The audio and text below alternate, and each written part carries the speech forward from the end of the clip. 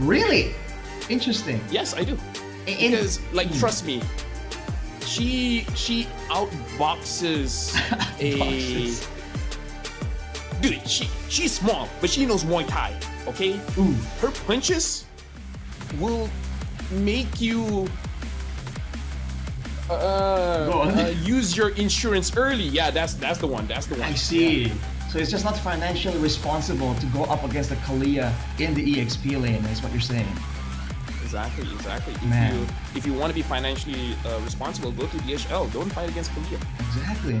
Well, again, with the kit, especially the passive, man, you have to understand it's healing for 120 plus 10% of max HP. So there's so many ways that you can actually bully out your opposition laner. Ladies and gentlemen, game number 2 here between Alpha 7 Esports and RRQ HOSHI. After a dominant performance, we'll see if Alpha 7 can bounce back. Just want to say I called up the Lucas Junglist also. You know, just... Is it the Malaysian meta right now? Yeah. Chesky has that Malaysian mindset here. Darren isn't going to do much level 1, so he just wants to wait for level 2. Having the tenacity here, I do like it. Syndra already doing a lot of damage onto Rince, but I feel like Rince is not super pressured because he's still able to clear out the minions from a very safe distance. And looking at the bottom lane here, I'm not so sure if Edoc can actually pressure Gusta Lagusta that much, but it looks like he just wants Koi to have a better lane. As I say that, he caught Gusta Lagusta. Hits him with a Sacred Hammer, so there's that. It seems like for Alpha 7 Esports though, you saw a lot of Wilderness Blessings and Agilities in their emblem selection. So it really feels like they want to have more ways to go around the map. Even the roaming boots for Syndra there, I mean the rapid boots, to move around the map. So they're trying to use rotations here to shut like RRQ HOSHI. They gotta be careful, man. That means RRQ HOSHI has a bit more battle prowess built in because they have more combat active emblems. So question for you, Arashi. If Syndra, as a Farsa, wants to move around the map fast, does he buy boots or Queen's Wings?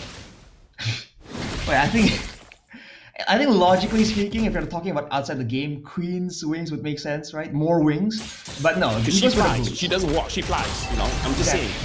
But she has wings. Blood wings. But she has wings by wings already. So I mean, she's already like with 2 sets of wings. Even though, not really finding a lot of ways to deter RRQ HOSHI. This is the first turtle, and this is where RRQ HOSHI like to make their move. Yep, Takashi already hit level 4. So since again, he has to be a little bit careful here. Rince, but hold on, Dyron just splashes in, trying to catch someone, but looks like Dyron's gonna be the first one to take down. King Zilla gets a kill, as well as a turtle, and Rince has to go away. He does not have the damage just yet. The Kalia gets taken down. A disaster from RRQ HOSHI, man. They wanted to go for the decisive fight, but Dyron made the flicker play and did not pay off, man. They were corralled there and they took the full brunt of the AoE from King Zilla, Suyo, from Vagrant's Jeet Kune Do. All of these big damage AoE tools that Alpha 7 Esports have. So RRQ HOSHI, despite having the Kalia, they're fighting the same problem that Alpha 7 had earlier, man. Lack of damage. Yeah, it's almost like I said with the Yogi Burst. I don't know. That's true, man. Should have listened a while. Listen, whatever. I mean, like, here's a small thing as well. Here's a small thing. If you want to play catch, maybe as a Lucas, it's better instead of a killing spree, you use the what's the burning one? Impure Rage. Impure Rage does way more damage. Killing spree is more about surviving. So it looks like Susujin just want to go in and out of a fight, but if you have, catching tools, Impure Rage does a lot of damage. The same. Now it looks like a fight might ensue. Penguin already flickers out. King Zilla retreats. Edoc tries to engage, but looks like Syndra is safe by using that Purify, and Penguin gets taken down, but Syndra is able to take down Edoc. King Zilla once Rince, but the Purify saves it. 2-for-1 there for Alpha 7 Esports. 1,000 gold lead only for the roamer. They're doing a great job of using that early game pressure, man. All of their heroes do well without items because they have like the AoE, the built-in stuns from this Farsa. They have 3 skills in 1 for the Cho, right? So, I mean, it's just dangerous situation here for RRQ HOSHI, and they're not respecting the damage potential. They're setting up for another fight even. Yeah, I feel like Dyron has to wait let either Rinse or Edok to set something up, and then he follows up because he wants to be able to heal the team, and he can't heal the team if he dies first. Right? That's the logic, right? It is though. Looks like Rinse is gonna get hit. And now looks like a follow-up by Edok. Edok is able to take down Bangwin. Dyron gets a kill onto Kingzilla. And now the turtle is looking very, very low. Suzujin secures the turtle for himself. And there you go. Let Edok engage first. Just like that, the gold lead shrinks down, and that's before these turrets start falling for Alpha 7. Man, they were kind of tunneling down to try and get a pick-off right there, but then they get it comboed by all the damage, the multiple bat impacts that Rins was just throwing at them. RRQ HOSHI were struggling because Sutsujin was the main guy taking damage initially, but right there, the moment that Alpha 7 gets faded out, it's a whole different story. And the thing is, Alpha 7, they were the one that started the fight where the Way of the Dragon actually hit onto Rins, and Rins didn't have Purify at that moment. It just seems like there was a bit of a miscommunication, like they just weren't ready or on the same page that they were looking for said fight. Now with the gold lead diminished, Alpha 7 still have the strong early game to rely on, but they gotta be a bit more careful now, because, you know, RRQ HOSHI, overall, if the fight goes long, they still have a respectable amount of damage, especially if Alpha 7 don't get like that clean engager. Vanguard so far has been playing very, very well as this chill. Kingzilla now having the lower axe. Vanguard looks like he's gonna get caught. He's gonna get controlled by Dyron, having to use that flicker, and then he gets controlled again. If I'm Vanguard, it's like, yo guys, what's up? Are we playing WWE at this point or MLBB? Tennis is in season, man, because Vanguard was just bouncing all over the place. Dyron though, maintaining that aggression, trying to zone Alpha 7 away as much as possible. This is what they like to do, man. They get an advantage and they cut the side lane to try and get the side laners ahead. Yeah, and now they really want this turret. Gusta Lagusta can use a few shots to clear the minions, but looks like Dyron, Edok, as well as Rins is doing a very good job at zoning them away. So now they're able to get that turret for free. That Suzujin is starting up on the turtle. Not so sure if Alpha 7 can respond. Not a moment wasted for RRQ HOSHI, man. These quick movements, but this is where Alpha 7 just succeeded last time. Dyron going in. Oh, hold on, RRQ HOSHI. Looks like Bangwin got caught. The turtle is getting pulled over to RRQ's high, but Edok gets sniped by Gusta Lagusta. And now Toy goes in, but he goes in alone. Zaman forced in. Takashi is able to lock into Toy. Gets taken down. Triple kill for Gusta Lagusta. Sutsujin got the turtle, but at what cost? It seems like RRQ HOSHI, they are those who made a mistake right there. They were initially got a bit of an advantage when it comes to the HP bars, but then Edok thought they were gonna go for the neutral objective immediately. It seemed he walked forward, wasn't able to get this signature big moment Edok engage, and from there Alpha 7 went in, they went aggressive, and RRQ HOSHI had their eyes on the turtle. They were able to get it, but they were able to get it by letting Sutsujin focus on the turtle and sacrificing members to Alpha 7 Esports. Right now, oh, hold on, Dyron gets one, and look at that, cancels out the Way of the Dragon. Takashi has to dash away, but the Zaman Force wants Takashi, and Suzujin gets the kill. I can't even get a sentence in, like, every few minutes they just keep on fighting. Well, that's the brawl server for you, half of it at least. And Brazil, sure, willing to throw some punches right here. They had a 1k goal advantage, but they're not playing it slow at all. They want to get more, right? They go big or they'll literally go home. And now they're working to the top side. Both teams kind of mirroring right now. Gusta Lagusta, he is feeling brave because Vanguard and Kingzilla is close by. Looks like we're not gonna commit on the bottom side by Toy, but what I was about to say, okay, I'm not gonna say it because another fight is gonna break down very, very soon. Yeah, that seems like it. With okay, never mind. They're not fighting. Never mind. What I'm about to say is I'm worried because the communication by both teams doesn't seem super on point because it looks like people are engaging when the rest of the team are not ready yet.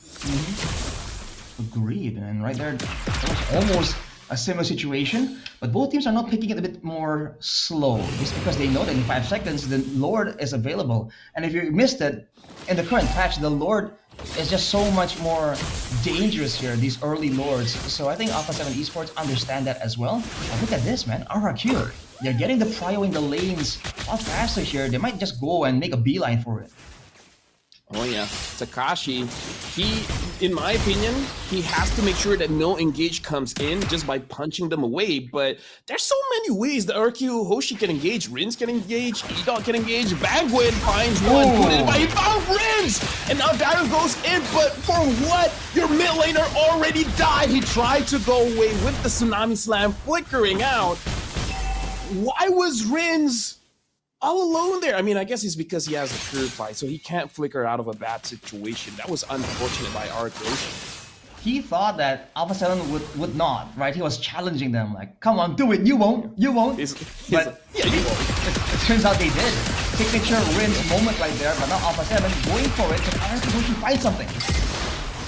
Oh, tried to get Dire, and Dire finally got caught, but now he's trying to go away. Shutdown! Somehow Sushi gets Gusta La Gusta, and now with the Zaman Force coming in, Edo gets a kill onto Vanguin. Darren has to go back, but Sisajin grabs the Lord. Rins has now respawned, but Alpha 7, they were overwhelmed. They were like, no way RRQ, she can test this, and then they just were not ready whatsoever, man. They thought they were gonna go get a clean Lord while RRQ are just looking for something. But RRQ immediately sent Edok to do Edok things, find Gusta La Gusta along with the dive-in by Suitsujin, and just like that, no backline means you don't win the fight. Now with the Lord available, can't Alpha 7 clear? Can Alpha going to find some more here? Or are they gonna stop with the current passive? That seems to be the case here. I don't want to jinx it, but Edok's good. Wait a minute. What do you mean? I don't want to jinx it. He's been good for a few weeks now. I think I saw something where like he's like even tired of it. He's getting hurt or something. But still, Edok is doing very good. Like we don't highlight roamers all that much. Not in recent times, at least. That's true. Edok has been monopolizing those MVP standings in his own region. So, the guy's crazy. And it's not just the pickup heroes, also the teamfight heroes. So, again, the flexibility is just insane. And look at this positioning, man.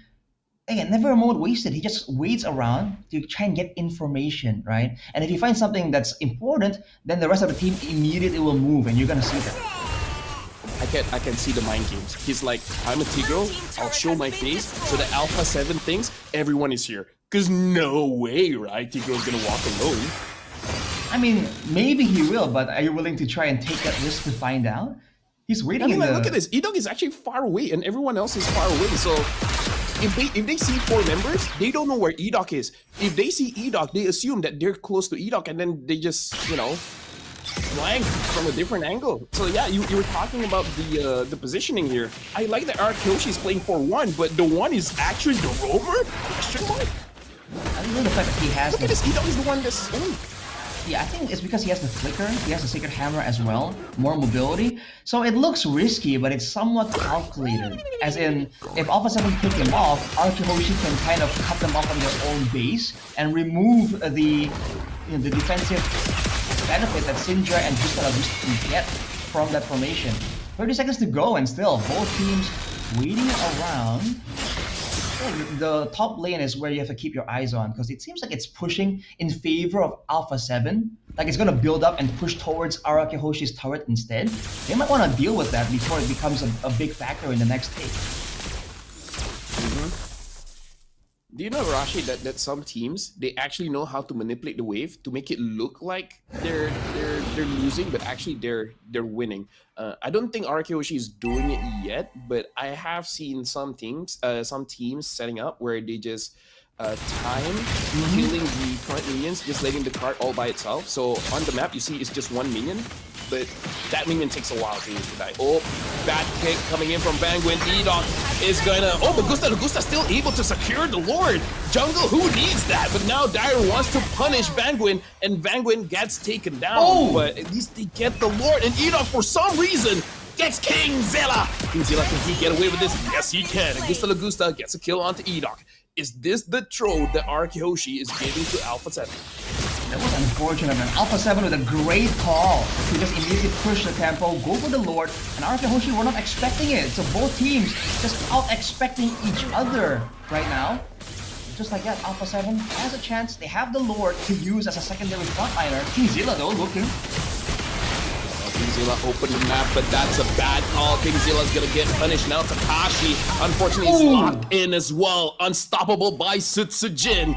They got the Lord, but a very bad bush check from Kingzilla basically made that Lord not as valuable.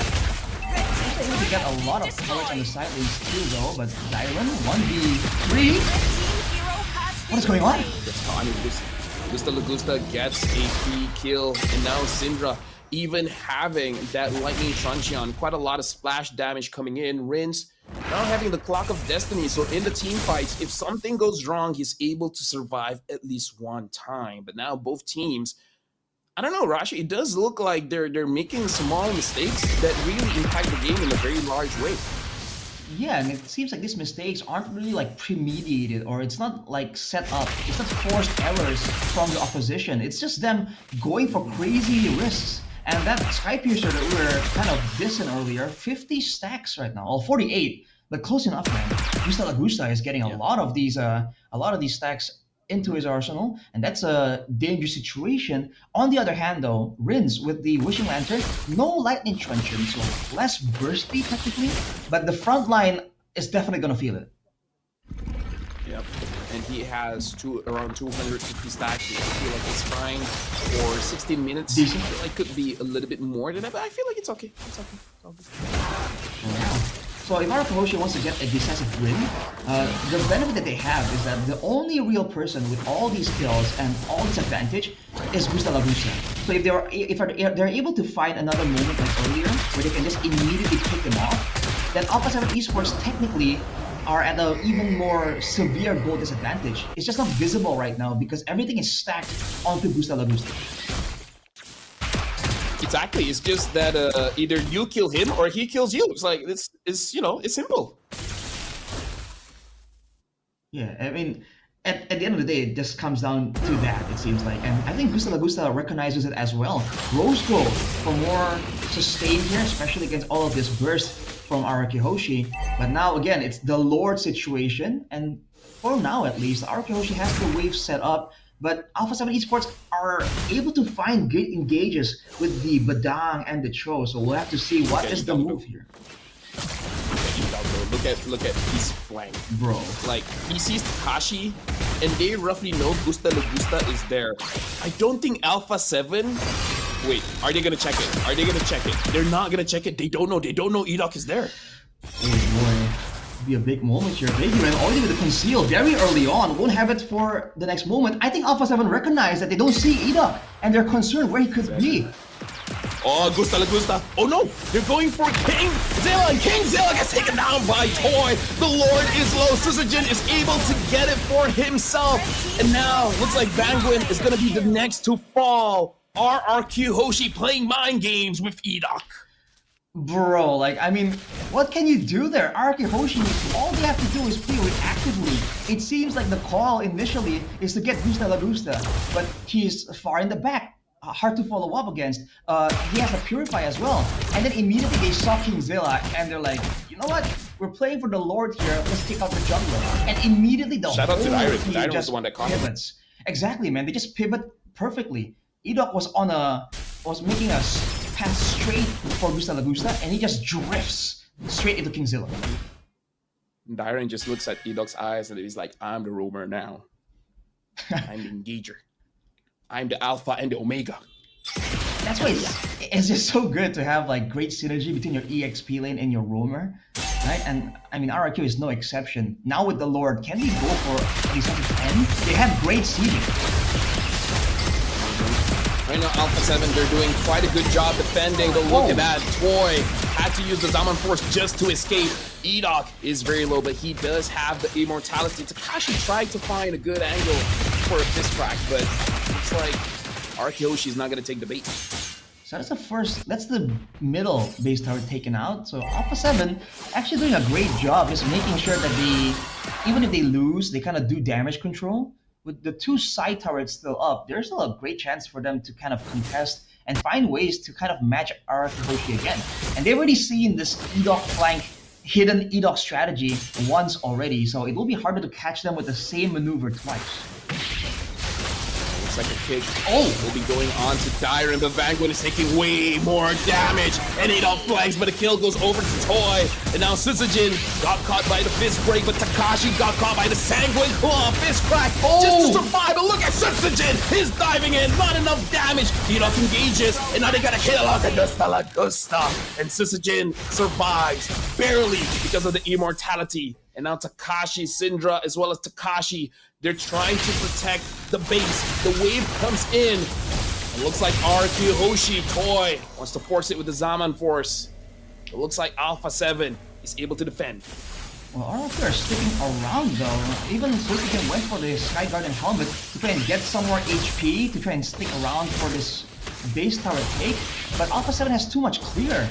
RRQ won't be able to get anything more. The Syndra with the Feathered Airstrike is going to be a problem for RRQ HOSHI, not just for ending the game, but the damage coming in from a Farsa at this point is huge. And it's going to pose a problem onto Toy as well as Rinse, because Gusta doesn't have free reign to attack the backline, but Syndra does. Looks like they want to get Kingzilla, but Kingzilla has a lot of dashes, but looks like Adol's still able to catch him. Just disappeared, man. What Do you see the damage? What is the damage, my guy? Toy just deleted him, pressed one button, and he just goes boom. Dude, was that a Suyo or an Angela? That was so fast.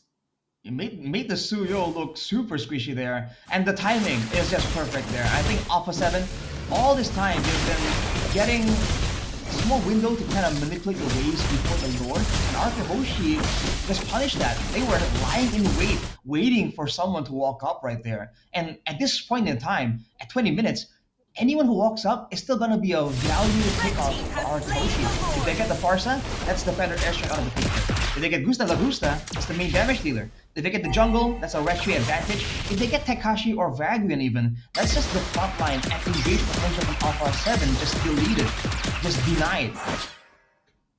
Yes. We can definitely see that RRQ HOSHI is a team that is grateful. They don't complain. Whoever they get, they'll be grateful and they'll take their pick. And speaking of which, Dyron is able to get someone who's the first to get picked up. And now Vanguard, even though the immortality has been popped out, but look at Syzygy pushing everyone in. Godlike for Syzygy, and Kingzilla gets taken down by Dyron. Only Syndra is left, but that's not gonna be enough. RRQ HOSHI cleans out with a 2-0. What was that, man? That was ridiculous.